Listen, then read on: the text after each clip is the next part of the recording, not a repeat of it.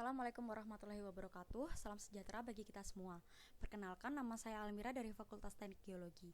Pada kesempatan kali ini, izinkan saya untuk menyampaikan sosialisasi mengenai parameter dari kerawanan bencana alam banjir, serta tindakan apa saja yang dapat dilakukan untuk dapat menanggulangi bencana tersebut.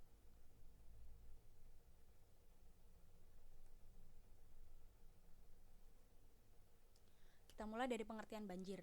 Menurut BNPB atau Badan Nasional Penanggulangan Bencana, banjir merupakan limpasan air yang melebihi tinggi muka air normal, sehingga melimpas dari palung sungai dan menyebabkan adanya genangan pada lahan rendah di sisi sungai. Umumnya banjir disebabkan oleh curah hujan yang tinggi di atas normal. Terdapat beberapa jenis banjir yang dapat dibedakan berdasarkan sumber limpasan airnya. Yang pertama yaitu banjir sungai. Banjir ini disebabkan karena meluapnya air sungai. Umumnya, air sungai meluap karena curah hujan yang tinggi maupun mencarinya es atau gletser. Lalu ada banjir danau. Banjir ini terjadi karena meluapnya air danau atau jebolnya bendungan. Hal ini bisa disebabkan oleh adanya badai atau angin yang sangat kuat dan masuknya air ke danau, baik dari hujan maupun limpahan dari sungai. Dan yang terakhir yaitu banjir laut pasang. Banjir ini dapat terjadi karena adanya proses pasang surut atau badai. Sementara menurut lokasi sumber aliran permukaannya, banjir dapat dibedakan menjadi 3 jenis. Yang pertama yaitu banjir kiriman. Banjir ini disebabkan oleh meningkatnya debit air yang ada ditambah dengan laju kiriman dari hulu sungai berakibat koefisien air sungai yang berubah di daerah tangkapan, sehingga semakin banyak air yang mengalir di permukaan dibandingkan yang terserap ke dalam tanah. Yang kedua yaitu banjir lokal. Banjir ini terjadi karena intensitas hujan yang tinggi melebihi kapasitas pembuangan dari suatu daerah.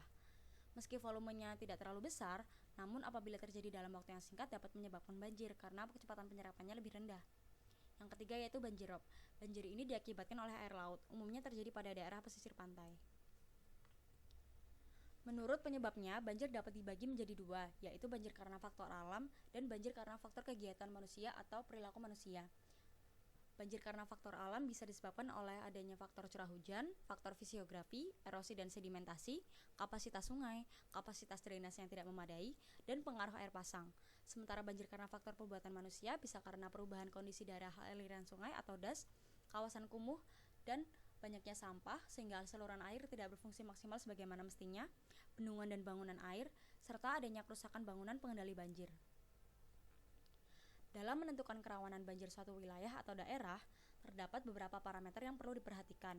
Yang pertama yaitu kemiringan lereng, di mana semakin landai suatu kelerengan akan semakin rawan terhadap banjir, sehingga skor tertinggi kerawanan banjir berada pada kelerengan yang persentasenya rendah.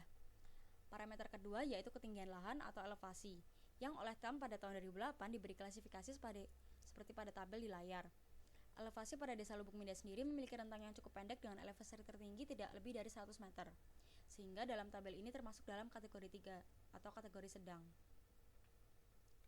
Selanjutnya yaitu parameter curah hujan dengan satuan milimeter per hari. TAM mengklasifikasikannya sebagai tabel berikut.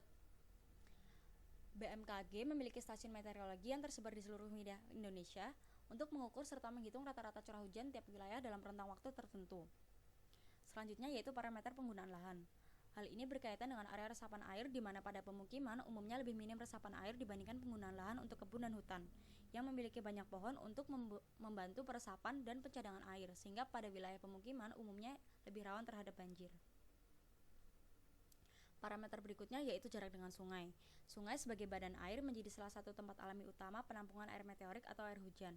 Apabila curah hujan terlalu tinggi dan sungai tidak mampu menampung seluruh air, maka akan terjadi luapan air, sehingga menggenang melewati cekungan dari sungai tersebut. Semakin dekat dengan badan air atau kita sebut dengan sungai, elevasi juga semakin rendah, karena sungai merupakan sebuah morfologi cekungan. Sehingga apabila terjadi luapan, daerah yang paling dekat dengan sungai lah yang lebih mudah terdampak banjir. Dan aspek yang terakhir yaitu jenis tanah. Hal ini berpengaruh terhadap tingkat infiltrasi atau tingkat penyerapan air, di mana tanah regosol yang merupakan tanah berbutir kasar biasanya berasal dari material gunung api memiliki tingkat infiltrasi yang sangat peka, sehingga lebih resisten terhadap banjir. Sementara tanah planosol yang merupakan hasil lapukan endapan batuan di dataran rendah lebih rawan terhadap banjir, karena tingkat infiltrasinya yang tidak peka. Kita masuk ke data. Secara fisiografi, Desa Lubuk Mindai merupakan desa dengan morfologi yang cenderung datar, memiliki elevasi atau ketinggian yang relatif rendah dengan angka paling tinggi pada angka 75 meter di atas permukaan laut, dan dilewati oleh sebuah aliran sungai utama yaitu Sungai Lelangi, sehingga dataran di sekitarnya masih termasuk ke dalam dataran banjiran sungai.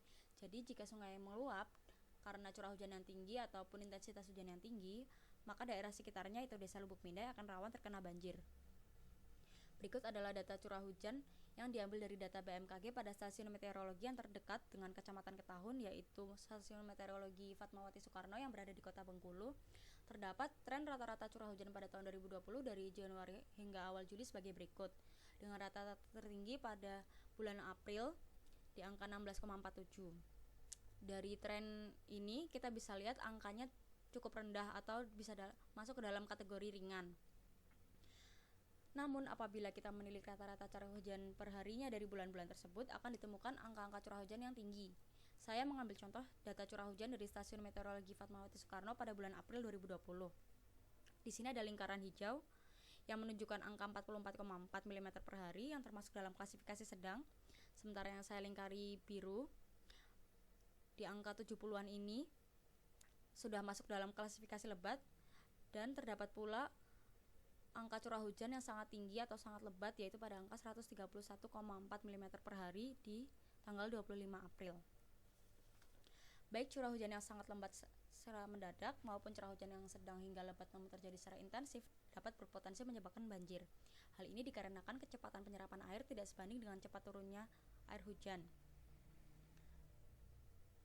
Berikut merupakan peta penggunaan lahan atau peta tutupan lahan dari Desa Lubuk Mindai yang dibuat oleh kawan tim KKN saya, yaitu Imam Nur Aziz, dengan menggunakan data save file kecamatan dari Dinas Dukcapil Bengkulu Utara pada tahun 2019, data save file desa dari hasil delimitasi batas kartografi, data base map pada tahun 2020, serta klasifikasi lahan berdasarkan informasi dari penduduk setempat. Dapat dilihat terdapat sungai yang melewati Desa Lubuk Mindai dan di sekitarnya digunakan sebagai pemukiman warga. Ini pemukiman warga ditunjukkan oleh warna coklat muda. Berdasarkan parameter kerawanan bencana banjir yang meliputi penggunaan lahan dan data curah hujan dari BMKG tersebut, tim KKN saya yaitu Imam juga membuat peta kerawanan bencana banjir dari Desa Lubuk Mindai sebagai berikut.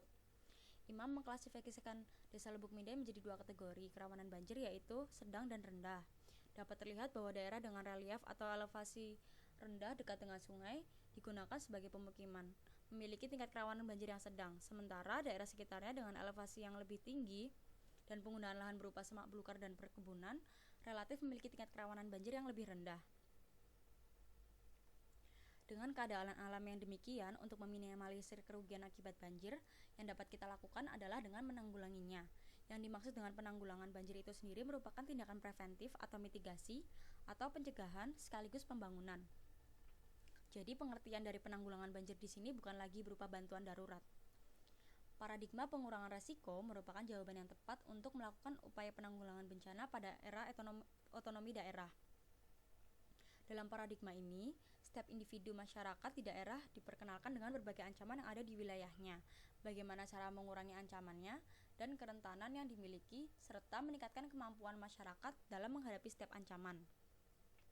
Menurut Badan Koordinasi Nasional Penanggulangan Bencana atau dapat disingkat dengan Bakornas PB, terdapat 3 jenis upaya untuk memitigasi bencana banjir, yaitu mitigasi non-struktural, mitigasi secara struktural, serta peningkatan peran serta masyarakat.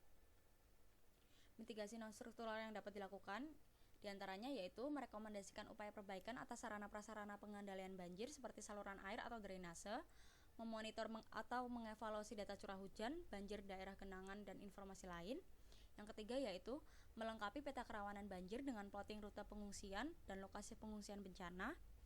Keempat, melaksanakan persiapan logistik dan penyediaan dana, peralatan, dan material yang diperlukan untuk upaya tanggap darurat. Serta perencanaan dan persiapan SOP atau Standard Operation Procedure untuk setiap tahap tanggap darurat, diantaranya identifikasi daerah rawan banjir, identifikasi jalur evakuasi, dan penyediaan peralatan evakuasi. Sementara untuk mitigasi struktural, contohnya yaitu pembangunan tembok penahan dan tanggul di sepanjang sungai.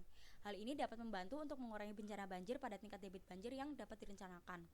Yang kedua yaitu pengaturan kecepatan aliran dan debit air permukaan dari daerah hulu. Beberapa hal yang dapat dilakukan diantaranya reboisasi dan pembangunan sistem peresapan serta pembangunan bendungan atau waduk. Dan yang ketiga yaitu pengerukan sungai.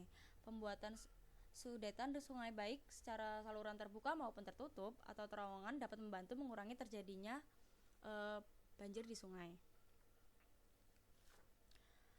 Peranan dan tanggung jawab masyarakat dapat dikategorikan dalam dua aspek, yaitu aspek penyebab dan aspek partisipatif. Contoh dalam aspek penyebab yaitu masyarakat dilarang untuk membuang sampah atau limbah padat pada sungai, tidak tinggal pada bantaran sungai, menghentikan pengundulan hutan pada daerah resapan air, serta dalam penggunaan lahan harus memperhatikan kaidah-kaidah konservasi air dan tanah. Sementara dalam aspek partisipatif, masyarakat bisa aktif dalam pelatihan mitigasi bencana banjir, aktif dalam program desain dan pembangunan rumah tahan banjir, aktif dalam pendidikan publik terkait upaya mitigasi bencana banjir, serta mengadakan gotong royong pembersihan saluran air atau drainase.